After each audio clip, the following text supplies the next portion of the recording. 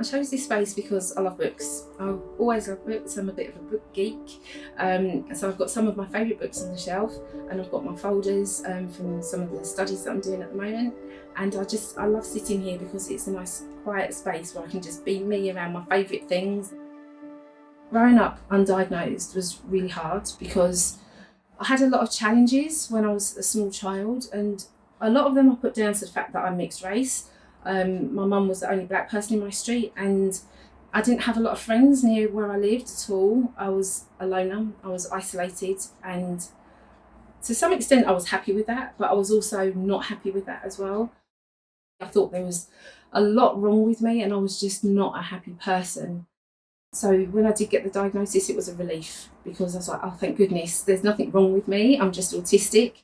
So my diagnosis did change my life. I know it sounds a bit cliched, but it was literally life-changing. Not just in terms of my self-esteem, but it helped me to increase my confidence, and it enabled me to do things that I hadn't dreamt I'd be able to do, like this, for example. You know, I could talk to a group of children, but I couldn't talk to adults. It made me happier, and it made me determined to try and change things for other people.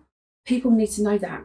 Anybody can be autistic. It could be the person next door, it could be the person across the street.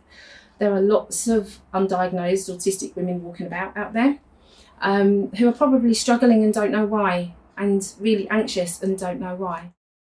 There was this bit of me that kept thinking, well, if I'd known earlier, then I might be different. If I'd have had this earlier, it might be different. I was kind of grieving the what could have been. And that took me into a bit of a dark place for a little while. I wasn't doing too well. And then once I got out of that, I thought, you know what, actually, now I know why I am like I am. Now I don't have to spend all that time being resentful. And I actually learnt to understand myself. And so once I realised that actually, yeah, I'm autistic, I'm quirky, but that's me. I'm a pretty good person actually, and actually I like me.